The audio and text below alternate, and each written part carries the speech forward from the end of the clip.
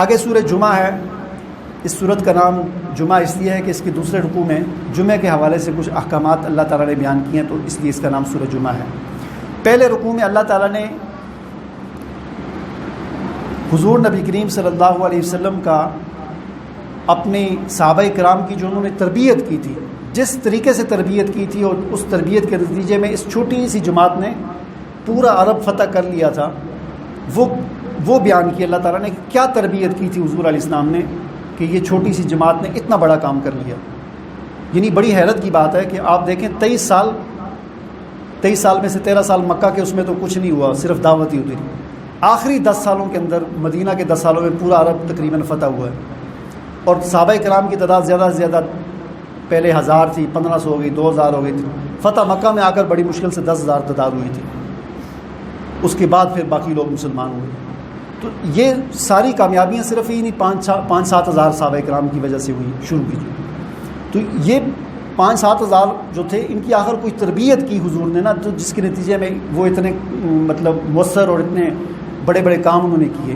وہ کیسے کی اس کو بیان کیا اللہ تعالیٰ نے کہ والذی بعث فی الامیین رسولا منہم. اللہ وہ ذات ہے کہ جس نے ان پڑھوں کے اندر، جاہلوں کے اندر اپنے رسول کو بھیجا. امیین بالکل ایسا معاشرہ تھا کہ نہ وہاں لکھنا پڑھنا، جہالت تھی، اندھیرا تھا. ان کے اندر اپنے رسول کو اللہ نے بھیجا، اور اس یعنی دنیا سے کٹے ہوئے جاہل ترین اور بدو اور دیہاتی اور اس قسم کے لوگوں کے اندر اس رسول نے ایسی محنت کی کہ اس کے اندر سے ایسے ہیرے برآمد کیے. فرمایا کس طرح یتلو علیہم آیاتہ، کہ اللہ کی آیات یعنی قرآن ان کو پڑھ پڑھ کے سنایا، بار بار پڑھا ان کے سامنے. وَيُزَكِّيهِمْ، ان کا تزکیہ کیا. وَيُعَلِّمُهُمُ الْكِتَابَ وَالْحِكْمَةَ، ان کو یہ کتاب اور حکمت سکھائی. اس سے پھر وہ ایسے ہیرے بنے کہ انہوں نے پھر بڑے بڑے کام سر انجام دیے. آگے ایک مثال اللہ تعالیٰ نے دی ہے ہمیں. فرمایا کہ تم اس طرح نہ بنو یہودیوں کی طرح کہ مثل الذین حملوا التوراۃ ثم لم يحملوها كمثل الحمار يحمل اسفارا. مثال ان لوگوں کی کہ جن کو تورات عطا کی گئی تھی، ان کی مثال اس طرح ہے کہ جیسے گدھے کے اوپر کتابیں لادی ہوئی ہوں. اب گدھے کے اوپر کتابیں لادی ہوئی ہوں تو اس سے گدھا عالم نہیں بن جاتا. گدھے کے اوپر میڈیکل کی کتابیں لادی ہوئی تو اس سے وہ ڈاکٹر نہیں بن جائے گا. گدھے کے اوپر سائنس کی کتابیں لادی ہوں تو سائنسدان نہیں بن جائے گا. گدھا یہ کتابیں اس نے بوجھ اٹھایا ہوئے. فرمایا کہ یہودیوں کی مثال اسی طرح ہی ہے. ان کو اللہ تعالیٰ نے تورات عطا کی تھی، نبی بھیجے تھے، انہوں نے ان کتابوں کو اسی طرح بس اپنے پاس رکھا جس طرح گدھے کے اوپر لادی ہوئی ہوتی ہے. تو ہمیں کہا جا رہا ہے کہ اب ہم نے تمہیں جو قرآن عطا کیا ہے تم نے اس طرح نہیں بننا. یہ نہیں کہ بس اٹھا کے بس رکھا ہوا ہے، گھر میں رکھا ہوا ہے، برکت کے لیے رکھا ہوا ہے، تو پڑھتے شڑتے نہیں ہو. بیٹی کی شادی ہے تو اس کے ساتھ جہیز میں ایک دے دیا. یہ اس طرح نہ کرو، اب گدھے کی طرح نہ بنو، بلکہ اس کتاب کو کھول کے پڑھا کرو، سمجھا کرو کہ اس کے اندر اللہ تعالیٰ نے ہمیں کیا ہدایات عطا کی ہیں.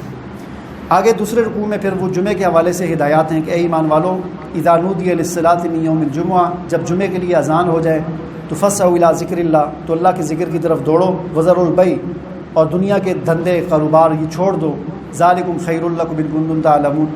اس لیے مفسرین نے، علماء نے لکھا ہے کہ جمعے کی اذان کے بعد کوئی بھی کام کرنا جو جمعے کے تیاری کے علاوہ کوئی اور کام ہو تو وہ حرام اور ناجائز ہے.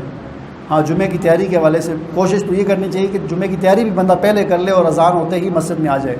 نہیں تو بس اتنی گنجائش ہے کہ جمعے کی تیاری والے کام تو کر سکتے ہیں، اس کے علاوہ کوئی اور کام اذان کے بعد نہیں کر سکتے. تو یہ آگے پھر فرمایا کہ وہ ایک واقعہ بھی ہوا تھا کہ حضور نبی کریم صلی اللہ علیہ وسلم جمعہ پڑھا رہے تھے، تو اس وقت کے حالات کچھ اس طرح کے ہوتے تھے. غربت ہوتی تھی، مدینہ کے بازاروں میں مال ختم ہو گیا تھا، دکانیں خالی پڑی ہوئی تھیں، لوگ انتظار میں تھے کہ قافلہ آئے گا. تو عین اس ٹائم پہ قافلہ آیا کہ جب حضور صلی اللہ علیہ وسلم جمعے کا خطبہ دے رہے تھے تو باہر وہ شور شرابہ ہوا، قافلہ آ گیا. تو آدھے سے زیادہ لوگ مسجد سے اٹھ کر سارے اس کے پیچھے بھاگ گئے کہ کہیں وہ سارا بک نہ جائے. حضور صلی اللہ علیہ وسلم کو چند ایک صحابہ کرام رہ گئے اور آپ کو تنہا چھوڑ دیا. تو اللہ تعالیٰ نے پھر یہ آیات نازل فرمائی کہ فَإِذَا کہ وَإِذَا رَأَوْا تِجَارَةً أَوْ لَهْوًا انفَضُّوا إِلَيْهَا وَتَرَكُوكَ قَائِمًا. جب انہوں نے تجارتی قافلے کو دیکھا آپ کو اکیلا چھوڑ کے چلے گئے. قل، آپ ان سے کہہ دیجئے، ما عند اللہ خیر من اللہو ومن التجارہ، جو اللہ کے پاس ہے نا، جو تم اللہ کے پاس بھیج دیتے ہو یا جو اللہ کے پاس ہے، وہ اس تجارت سے اور اس لعب سے جو ہے وہ زیادہ بہتر ہے. واللہ خیر الرازقین، رزق دینے والی ذات اللہ ہے، تجارتی قافلہ نہیں ہے رزق دینے والا۔ یہ چیز بڑی سمجھنے کی بڑی اہم ہے۔ یہاں پر اللہ تعالیٰ نے فرمایا کہ رزق دینے والا اللہ کی ذات ہے۔ تم نے رزق کے لیے مسجد کو اور حضور کے خطبے کو اور جمعے کو چھوڑ کر قافلے کے پیچھے بھاگ گئے، تمہارا خیال یہ ہے کہ رزق تمہیں وہاں سے ملے گا، تو اس بات کو ذہن سے نکالو کہ رزق تجارت میں نہیں ہے، واللہ خیر الرازقین، اللہ بہترین رزق دینے والا ہے۔ آگے سورہ منافقون ہے، اس میں منافقین کا تذکرہ ہے، ان کے جو ہے وہ نفاق کیسے پیدا ہوتا ہے کہ جھوٹی قسمیں اٹھاتے ہیں، اللہ کے راستے سے روکتے ہیں اور بہانے تراشتے ہیں، اس بات کو بیان کیا ہے۔ اور نفاق جو ہے اس کی ہلاکت خیزی کو بیان کیا ہے کہ اتنی خطرناک چیز ہے کہ اگر اللہ کے رسول صلی اللہ علیہ وسلم بھی منافق کے لیے استغفار کریں تو اللہ تعالیٰ فرماتے ہیں کہ ہم اس کی ہرگز مغفرت نہیں کریں گے، منافق کی معافی کی کوئی صورت نہیں ہے سوائے اس کے کہ وہ خود سچی توبہ کر لے۔ اگر کوئی نفاق کی حالت میں مر گیا تو اس کے لیے جتنی مرضی، ایک اور مقام پر فرمایا آپ علیہ السلام نے جنازہ پڑھایا تھا عبداللہ بن ابی کا، یہ منافقین کا سردار تھا، تو اللہ تعالیٰ نے فرمایا تھا کہ اگر آپ اس کا 70 مرتبہ بھی جنازہ پڑھائیں ہم اس کو نہیں بخشیں گے، اس نے جو اسلام کو اور مسلمانوں کو اور حضور کو جو نقصان پہنچایا۔ نفاق کے پیدا ہونے کے اسباب اور وجوہات کیا ہیں وہ اس کے دوسرے رکوع میں ہیں۔ فرمایا یا ایھا الذین آمنوا، اے ایمان والو، لا تلھکم اموالکم ولا اولادکم عن ذکر اللہ، یہ تمہارے مال تمہاری اولادیں یہ اللہ کے ذکر سے تمہیں غافل نہ کر دیں، ومن یفعل ذلک فاولئک هم الخاسرون، یعنی مال اور اولاد یہ انسان کو جو ہے نفاق کی طرف لے کے جاتی، اس کی وجہ سے یہ انسان دین سے بھی دور ہوتا ہے، دین کے کاموں سے دور ہوتا ہے، تو اس پہ ہمیں نظر رکھنی چاہیے۔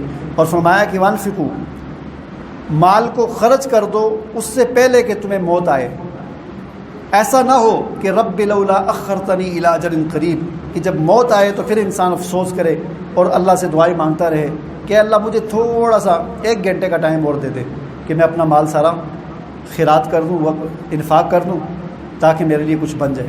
فرمایا کہ اس سے پہلے خود ہی انفاق کرو، اللہ کے راستے میں خرچ کیا کرو تاکہ یہ نفاق تمہارے اندر پیدا ہی نہ ہو۔ وَلَن يُؤَخِّرَ اللَّهُ نَفْسًا إِذَا جَاءَ أَجَلُهَا، اور اللہ تعالیٰ ہرگز کسی کو بھی ایک لمحے کی مہلت نہیں دیتا جب اس کا وقت آ جاتا ہے، وقت جب آ جاتا ہے پھر کسی کو مہلت نہیں ملتی۔ واللہ خبیر بما تعملون، اللہ تعالیٰ تمہارے اعمال سے باخبر ہے۔ دعا کریں اللہ تعالیٰ۔